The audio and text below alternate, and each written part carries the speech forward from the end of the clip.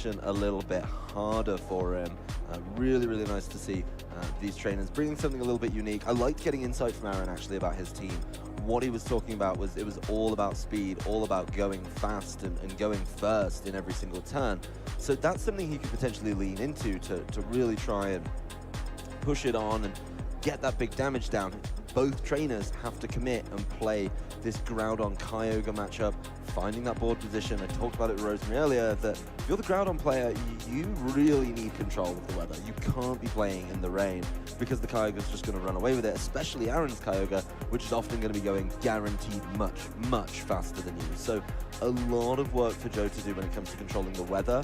But he has a bulkier team. He has a team that can maybe pivot around a little easier, I'd say, just on paper than Aaron's team. And that could be his key to victory. Of course, if the Kyogre's getting out of hand, bring your Gastrodon. Yes, you can't redirect a spread attack, but what you can do is just power up the Gastrodon and have a Pokemon taking no damage from something like the Water Spout or the Origin Pulse. These are two trainers that are really in control. What we've seen in both of their sets on both days, they're just completely in control of the matchups. They never feel outmatched. They never feel like their opponent had just bested them. Like even if their opponent had gotten an advantage, they don't panic. They maintain composure and they still keep control and have come all the way here to top 4. And we simply can't contain our excitement for this matchup here, Adam. With Joe Ugarte and Aaron Traylor in top 4, winner moves on to the finals. It's a really good match on our hands. There's no other way to describe it. I'm ready to see them get into game, as the leads could be a big decisive factor in this one. We know that there's some games can be completely taken away. Aaron starting off with the Zacian and the Incineroar, Groudon Incineroar from Joe. So really big for Joe, I think, is landing the Intimidate on the Zacian. But in response, you get the Intimidate down on the Groudon. So nicely done by both trainers to identify that as a threat.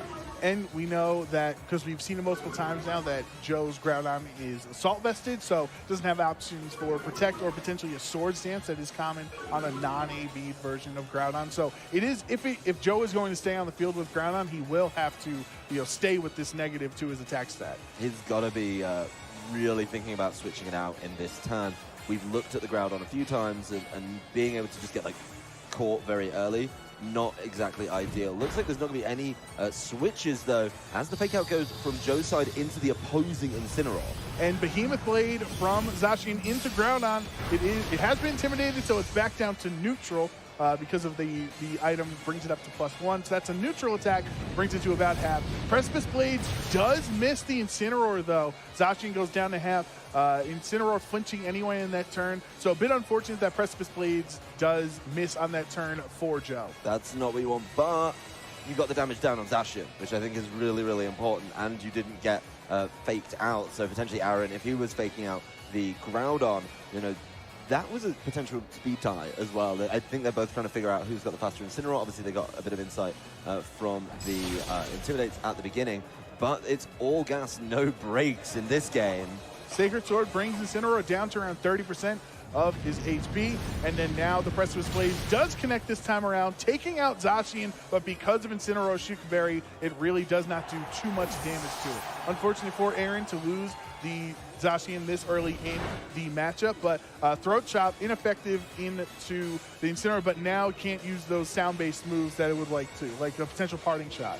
Definitely limiting the options a little bit there. But this game has just been both trainers just swinging for each other every turn. No protecting, no switching, just throwing out attacks. And this now becomes a potential swing in Aaron's favor. He's got control of the weather. He's got the Kyogre on the board. That's exactly where he wants to be, staring down Groudon and Incineroar. While Joe would probably like to try and fight back, he does have to consider maybe a little bit of a pivot around now, because you just can't give up two Pokemon that easily. And here comes the answer to Kyogre. Yes, Gastrodon with its Storm Drain ability will redirect water attacks towards itself. Of course, if Kyogre goes for a spread water attack, it will still hit the other side, and that is what happens with this Water Spout.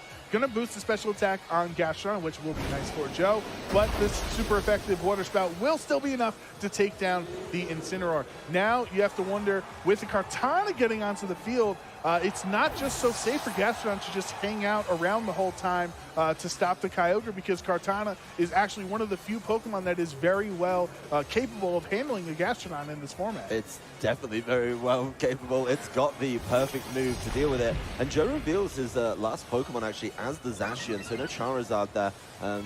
Really, you know, not going to want to play in the rain. Does have to get the Groudon in at some point. But this turn, I mean, don't forget, there's been no Dynamax throughout this game either. And that, I think, could be a huge deciding factor. Maybe the Kartana decides to Dynamax and just apply a huge amount of pressure. But Aaron always seems to be planning ahead. He brought the Kartana in, thinking the Gastrodon would appear. He's now switching out the Kyogre, waiting for the Groudon to appear and control that weather at the end of the game. And Incineroar gets to do its favorite thing, intimidate the Zacian and take away the boost. Gastrodon will switch out into the Groudon, though, so regardless, there is a ground type in that slot, on that spot. So if Kartana did opt for a Leaf Blade on this turn, regardless would be doing super effective damage. So could potentially be a very safe play to just say, if it's either Gastro or it's Groudon, I'm totally cool with hitting it for a max overgrowth. Yeah, that's a really big problem, I think, is just being able to not have a safe switch in there means this Kartana could get going in this turn. Of course, you've got to worry. Kartana gets one knockout, it's probably going to be getting more knockouts as well. So that could just really set the ball rolling here. Zacian does get to Sacred Sword it, though. But look, with the Dynamax, it's just not taking that much damage. It's strange to see a Kartana taking hits comfortably. The Groudon switch in, though, is being punished rather hard as Max Overgrowth just takes that knockout. Yes, that never stood a chance, and now, importantly for the Kartana, with this Beast Boost, boosting its attack by one stage. You talked about the steamroll potential that Kartana can have. You get one KO, now you have that boost to your attack. It makes it even more likely to get the next KO. So Gastrodon, who has to come back in now because Joe is down to his final two Pokemon, now you're really not too concerned about it, because as long as Kartana is on the field, this Gastrodon really can't be a problem for Kyogre. Well, this is a really nice ball position for Aaron. Not only does he have the Pokemon advantage, he's dealt with the Groudon, so he can bring Kyogre in at any point. But this turn, in all of its like build-up, is Incineroar to deal with the Zacian with a fake out, and then the Kartana to just go after that Gastrodon. What are you going to do with the Gastrodon? You're going to protect against the max overgrowth? You can try. You could max guard still, right? Because we have not seen a Dynamax out of Joe yet. You have to max guard here, I think, or else this Gastrodon is going to take way too much damage through a regular protect. And Joe, yeah, is forced into the Dynamax on the Gastrodon. Yeah, here it is. So this is now the second time we've seen the Pink Sea Slug Dynamax here in Salt Lake City. Was very effective the last time around. This time, what does help is gaining, doubling its HP stats, so it could potentially be helpful. But because of the Beast Boost, it really does not matter too much. It would maybe under a neutral Leaf Blade, we could have seen what happened, but I'm not really too sure. No Max Guard, though, no so Gastrodon's taking names on this turn. It's trying to attack. It might not be able to, though, because Kartana's Max Overgrowth goes into the Gastrodon slot, and that's a clean one-hit KO onto your Dynamax Pokemon. Very tough turn for Joe there. Did not go for the Max Guard. I think Joe was expecting the maybe pivot of the target, expecting Aaron to think of the Max Guard, go after the Zacian, and then weave in an attack with the Gastrodon. But, it kind of came back to bite him a little bit there as Kartana just said, you know what, that's the slot I need to get rid of. I'm not worried about the Zacian this turn as I'm faking it out.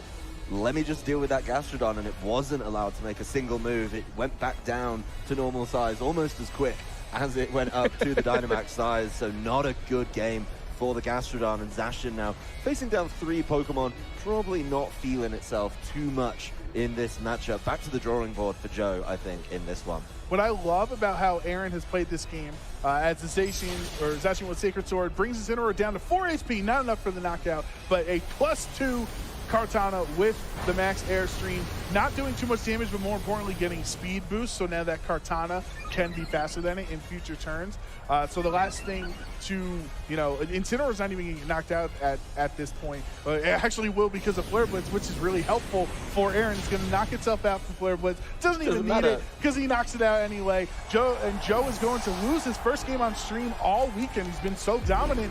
Aaron picks up game 1 here in top 4. But quickly, how Aaron has made put himself in spots where he can just make simple decisions. Like, yes, I know Gastrodon's coming in. I can still Water Spout and get the knockout on Incineroar. Yes, I know Gastrodon's switching out. I can still safely just max Overgrowth that slot no matter what. He's not really putting so much mental strain on his decisions. He's able to just make consistent plays. Well, what I really think we saw from Aaron there is quintessential Pokemon. Planning ahead, making those reads about what your opponent's going to be doing, and capitalizing on it before it's relevant. When the Groudon switched out, the Kyogre was making sure it was always in a nice position in case it had to face down that Kyogre, the Groudon. You want the Kyogre to come in second and control the weather. Just really planning ahead, you know, making sure that the Intimidate was available as well in the back. That Zacian came in, you know, he forced it in a little bit by knocking out the Incineroar, but he had his Incineroar available and ready to come back in and neutralize it. Some of those hits could have got a little scarier if it wasn't for that Intimidate, and once that changes the numbers, we could have a very different game on their hands. Joe definitely needs to reconsider this strategy. We've talked so much about how his team counters Kartana, but the Kartana still ran away with the game in number 1, so he's got to think, how do I get around this? Maybe it's the Charizard, but if you bring the Charizard, you've just got to be more scared of that Kyogre. Yeah, it's definitely a difficult position. This is the yin and yang, you know, back and forth that Kyogre and Groudon matchups tend to have when we have them both in these restricted formats. It's not as clear as black and white on this is a better situation, because you can say, okay, Kartana or Kyogre's good against Groudon, but then Gastrodon's good against Kyogre, which then makes Kartana good against Gastrodon. Like, there is so many overlapping aspects to this battle, and this is what we love so much about Pokemon, is there's really no clear-cut answer on how to approach this set. There is a matchup chart for this matchup somewhere that is absolutely insane. It's got so many different branches and paths that you can take for both trainers, honestly. But Aaron, I think his control of the board in game number 1 was the biggest difference maker for me. Just using that wealth of experience that he has, planning ahead and just knowing what he needed to do. He was talking to me earlier about how his team is all about going fast. Well, he only used one speed boosting move in that whole game, which was at the end. He didn't really need it, to be honest. So it's nice to see him mix it up. And another mix up here in the lead choice, just pivoting away from what works. There is the Charizard that I did want to look at a little bit more. But it's facing down the Kyogre. Kyogre, indeed female, so Aaron is switching it up here. Will set up the Psychic Terrain, so no priority moves from grounded Pokemon like the Incineroar, so there's no option for a Fake Out on this turn. And the adjustment from Joe with this Charizard this time around instead of the Groudon the last time around. Well, the Fake Out turn number 1, the first time we saw their leads come out, I think was one of the only turns where Aaron kind of got the bad end of the turn, right? It was the only turn where he took a good amount of damage from that Precipice Blades, and if he doesn't want to deal with that, you have an answer in your team to say, let's not even mess about with Fake Out. Let's not dance any of this dance, and let's just bring this in. All it's done is set the terrain, and indeed he's leaving. Ooh, a nice pivot here. If this can stay on the field, it's going to be feeling pretty good about setting up for this Kyogre. Both the Indeedee and the Incineroar are swapping out on this turn. Whimsicott goes in for Aaron, and then Groudon setting up the Sun thanks to his Drought ability for Joe. We've seen Groudon be so pivotal for Joe's strategies throughout the entire weekend, and this is a very common strategy in especially because of Dynamax. You don't lead Groudon, you still have to threaten the back, and then once you're ready to attack with Charizard and the Gigantamax Wildfires, then you switch in Groudon to ensure the Sun is up, so you get that boost to your damage output on Charizard. No G-Max Wildfire on this turn though. Instead, it will be the Airstream into Kyogre, bringing Kyogre down to 12 HP. Almost a clean knockout there, but was not enough for it. So we'll get the speed boost, show Charizard's Life Orb, and a Water Spout from a no HP Kyogre in the Sun is just absolutely nothing. That is disastrous for Aaron, getting no damage down. The Groudon taking 2 hit points of that whole thing. Water Spout relying on the health, maybe not expecting the Charizard to attack that slot. Don't forget, at the beginning of the turn, Indeedee was on the field. Indeedee usually uses Follow Me, and as the opposing player, in this case Joe, you have to respect that. But Joe's saying, I don't even know if the Indeedee is going to be there. I do want to target the Kyogre, and if you let me do it, I am going to take the massive amount of damage on it and completely neutralize your Water Spout. So really nicely done.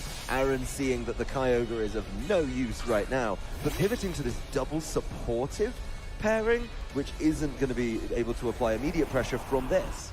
Tailwind out of Whimsicott, though, so all of the Pokemon on Aaron's side of the field will have their speed doubled for the next 4 turns. G-Max Wildfire will bring Whimsicott down to its Focus Sash, but of course, at the end of the turn, thanks to that residual damage from the Wildfire, it will be knocked out here. This Charizard, through 2 turns, has just done so much damage here. We'll have a little residual damage onto the Indeedee as well. So maybe at this point, you can just go for your 3rd turn, another max airstream into the Indeedee slot. So I know that Aaron wants the Tailwind. I understand that, but looking earlier in the game, the Indeedee has now given up its boost. Maybe just Water Spouting with the Follow Me could have been a difference maker there.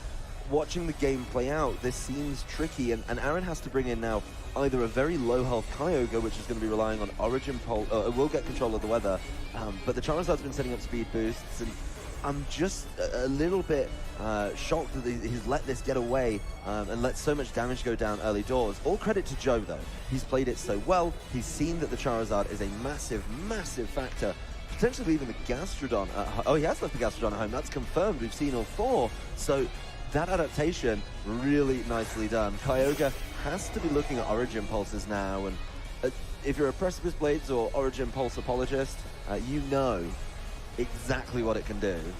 Yeah, and because of, like I was going to mention, the Gastrodon not being brought in this matchup, Joe deciding I don't need it here. I'm too worried about the other things that Aaron provides on his team. Kyogre just switching in to reset the rain and then switching back out into Kartana. So he had no interest in using an attack from Kyogre this turn. A nice bait there, as it did force Charizard on its last turn of Gigantamax to go for a max guard instead of attacking.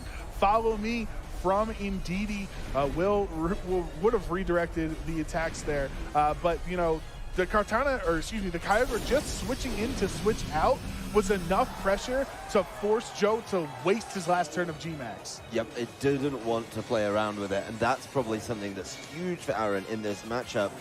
Nicely controlling the board again. The Indeedee, yes, has access to the Follow Me, and that could be huge. Maybe that's why he needed to save it, something I was a little bit confused about earlier, but being able to keep it for now, just wants to land some damage with something like the Kartana, but the weather control is going to be still a factor for Joe. He has the Pokemon advantage, which makes it easier to control the weather. And of course, the terrain will be coming to an end that Indeedee won't be able to, really capitalize on that. So this Incineroar Fake Out could be huge, but Dynamax from Aaron doesn't make sense to Dynamax the Kyogre when it's so low on health. Of course, the Indeedee, I would be alarmed if he decided to Dynamax that. So the Kartana coming through.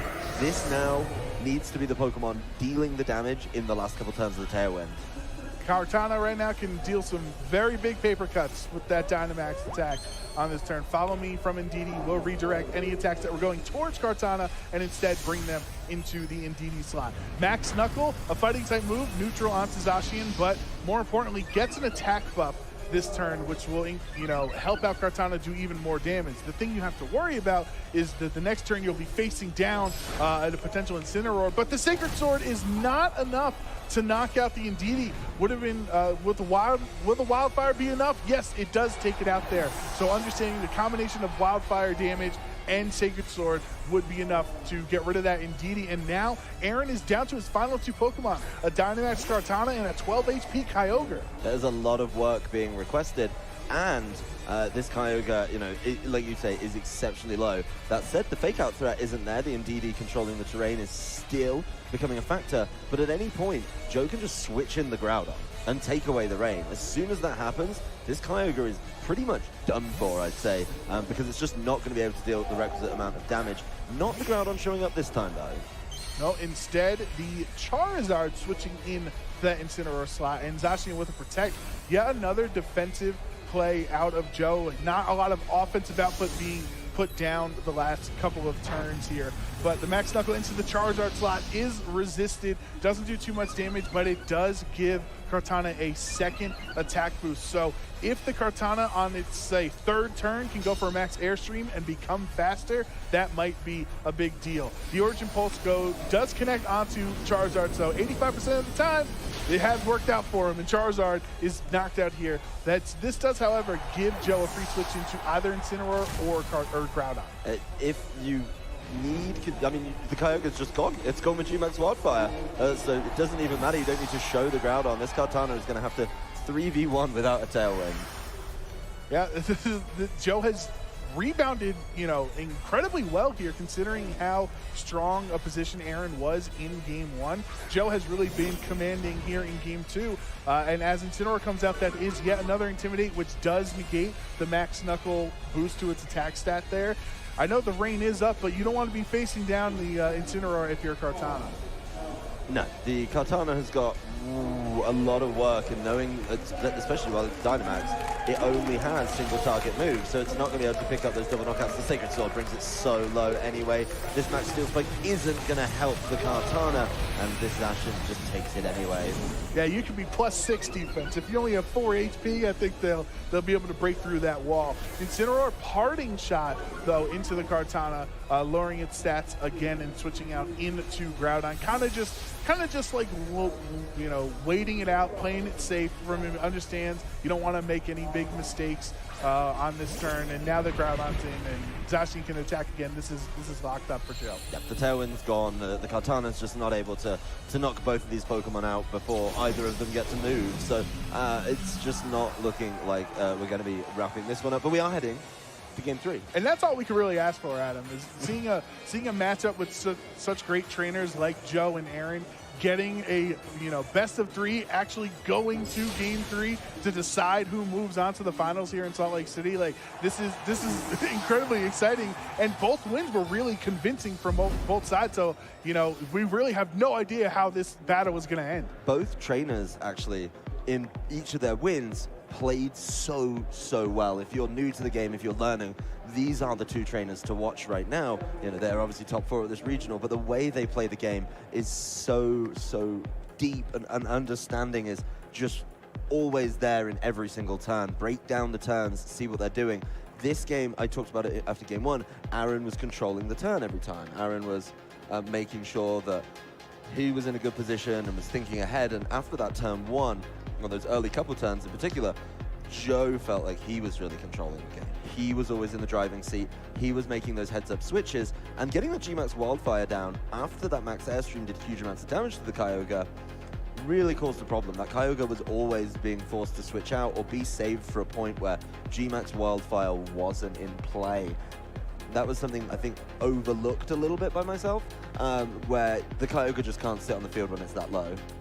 No, definitely not at that point. You have to worry. I understand that you have Tailwind with the Whimsicott, so you are able, in theory, to get the Kyogre out at full HP, and if Tailwind is up, you're able to get the super strong Water Spouts from your Kyogre. But if you have a very negative turn like it did there, where it's brought down very low, that seemed like a call that Aaron wasn't expecting on that turn 1 to target that slot, because the safer play would have been to follow me and Didi, right, or with Indeedee to redirect that Max Airstream, and it just, you know, by switching out Indeedee there, it just let the Kyogre just take too much damage. That was a big problem in my book, that you had the follow me, you had the ability to get that going, but the priority was the Tailwind. He wanted the Tailwind set up, so he had to get the Indeedee out. He was forced to lead Indeedee to block the fake out, and I totally understand and respect that.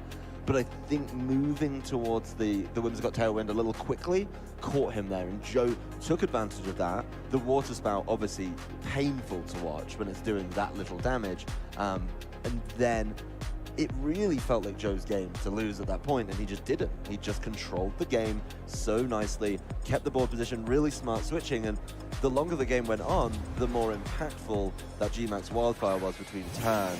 So back to the drawing board for Aaron in this game as he makes an adaptation to his move. Both of these trainers here in game 3. Only one, unfortunately, can move on to the finals. They both have a dream. Aaron wants to get his second regional title in the Sword and Shield era of VGC. Joe wants to get his second regional title altogether, and one of these guys is not going to be able to realize that dream. It's tough But I'm sure Game 3 is going to be an absolute masterclass from both of them, giving it their all, as it essentially comes down to a best of one now. One game to see who gets through to the finals. Groudon, Zacian, Incineroar across the board. The Incineroar, of course, providing that fake-out pressure, but if you're Aaron, you've got to make sure that fake-out pressure goes into the right slot, and you can capitalize on it. If you leave the Groudon unchecked, it could just Precipice Blade you for huge damage.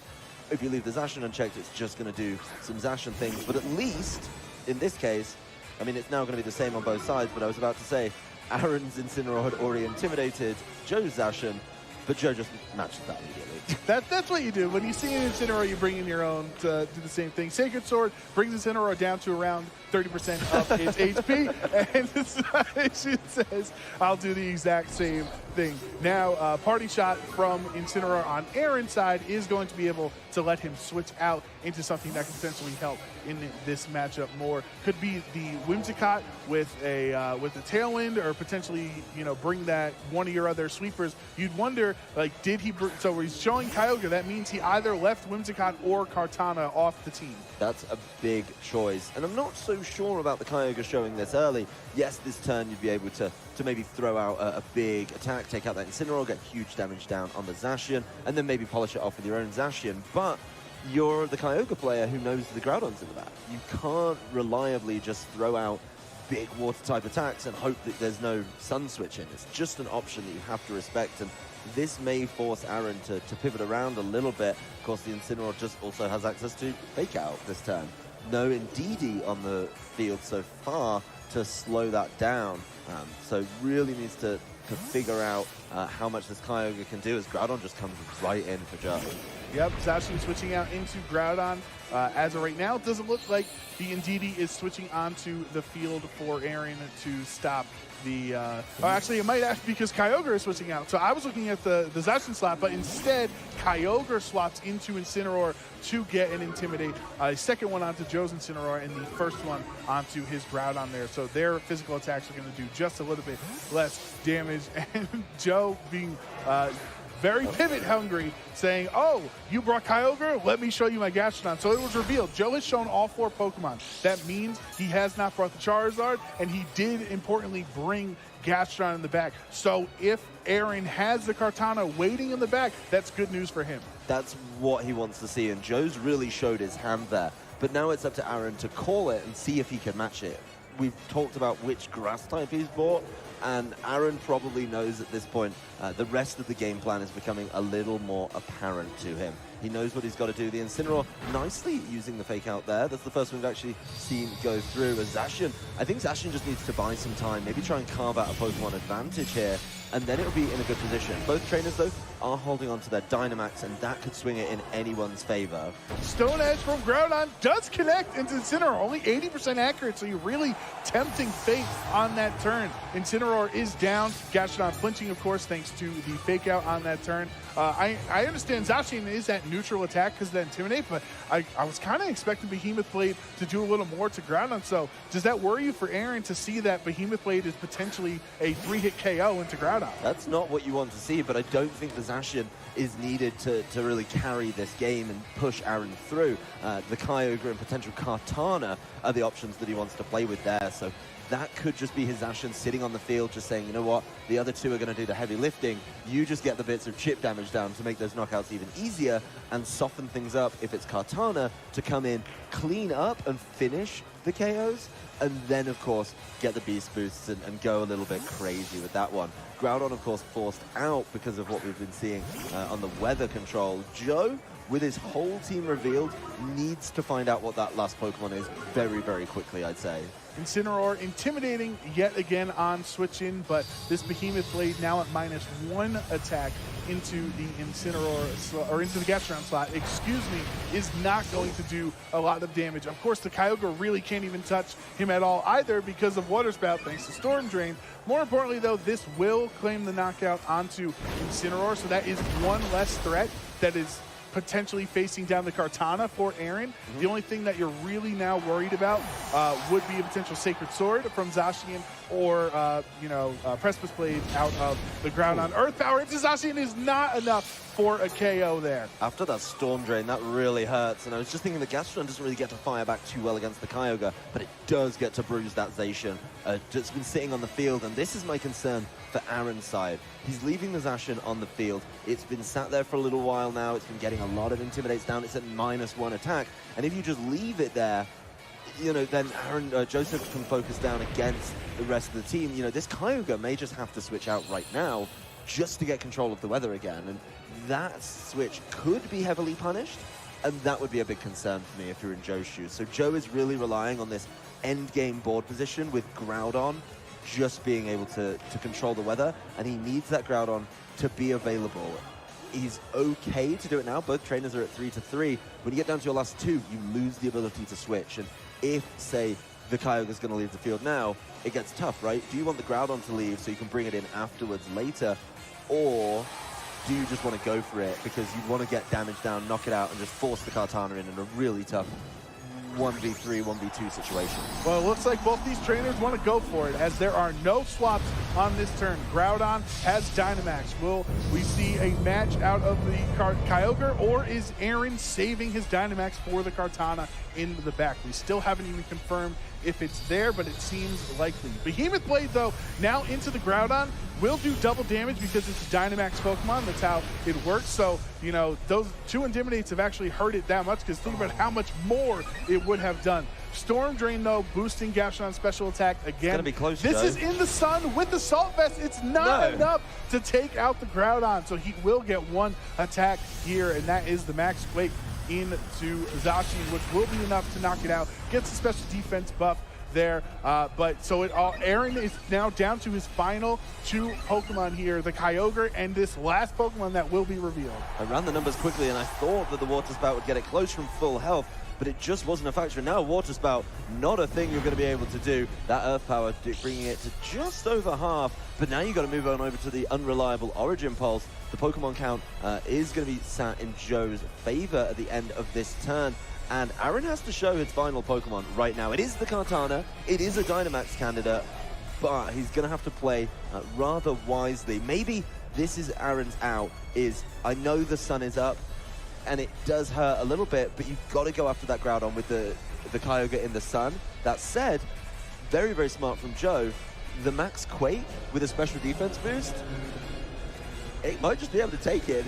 The full power, full health Water Spout was underwhelming at best. I think Aaron banking a little bit there, but Joe just feeling so confident, knowing that, yes, I've got the sun, I can take it, and let me just deal some huge damage. There's the final Dynamax from Aaron. I really like this, but if you're the Kartana, you've got to go after the Gastrodon, right? You can't just leave the Gastrodon eating up Storm Drains, then you leave the Groudon open. It's a really tough situation for Aaron, and Joe's put himself in a fantastic endgame board position.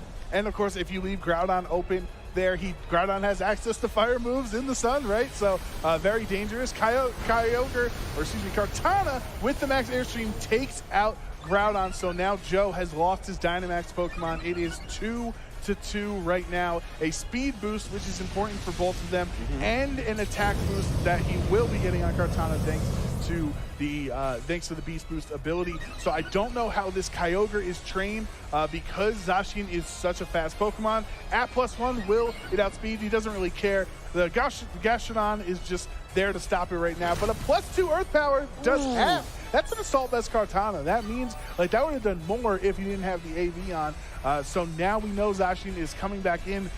Does the Kyogre at +1 speed outspeed the Zacian? It doesn't matter though, it's still in the sun, and it's still gonna do a limited amount of damage unless he switches over to Origin Pulse. The Kartana has to do all of the work here, and you've left the Gastrodon getting Storm Drains. That's the third Storm Drain now, I believe. That's just going to be able to knock it. If Gastrodon gets to attack here, it gets to knock out both or either of the Pokemon of its choosing. And this is Aaron has to deal with the Gastrodon this turn. Gastrodon is finally taken care of. It has done so much for Joe, not just in this set, but throughout the entire run here in Salt Lake City. That is enough for it. He is down to his final Pokemon, and what a Pokemon to have, as Zacian is the team, or the Pokemon that this team is really built around. That's a +2 attack Kartana, so that's going to be a problem. Single target Water Spout, but it is in the sun and has the lowered HP, so it does not do a lot of damage. It's up to the Sacred Sword. It's Kartana, does take it out, and there it is.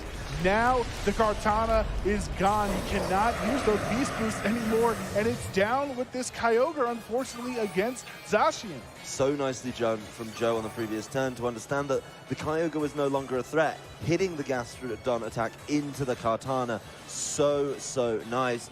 This Kyogre, yes, it's going to move before the Zacian, but what can it do? That Zacian is still so healthy, and I think Zacian is just going to be able to wrap this one up. Does have to try and get through the final turns of the Sun as well, buying some time with the Protect to try and get through that, and of course get the recovery, but the recovery is going to help out Water Spout. That's cool. It gets it more damage on Water Spout, but there's still one more turn of Sun to go. The Kyogre has to gotta go for double Protect. He gets it! He gets the double Protect! Aaron with a 30% chance protects his Kyogre. His player up won't hit it. He'll get more recovery from the grassy terrain, and the Sun is gone. So now this is back in play. And if you want to keep using player up, there's a 10% chance you won't even hit. It's going to be a really close one. This Kyogre is less healthy than the Zacian, but it's been getting recovery. It's feeling pretty good about itself, and the single target Orange Impulse does connect. Finally, something going right for the Kyogre. Does bring Zacian down to under half. You know another one will knock it out. Oh my goodness! The 10% chance comes true. Kyogre nimbly dodging the player up from the Zacian, and now all you have to do is connect on your attack. Wait, you've got to connect the Orange Impulse, or actually, it's to back up super healthy. Water Spout could be the Water angle. Spout might be enough base power at this point. Kyogre is at around 75–80% of its health range. Obviously, the more HP you have, the more damage it does. Do you risk that 50% chance? But Joe, you've got to buy a ticket to win the raffle. You sure do, Adam, and I think Aaron agrees with us. Water Spout, with all that HP, Zacian is down, and Aaron Traylor is moving on to the finals here in Salt Lake City. Oh my goodness, everything lands for Aaron. The double Protect to get through the last turn of the Sunlight, to get more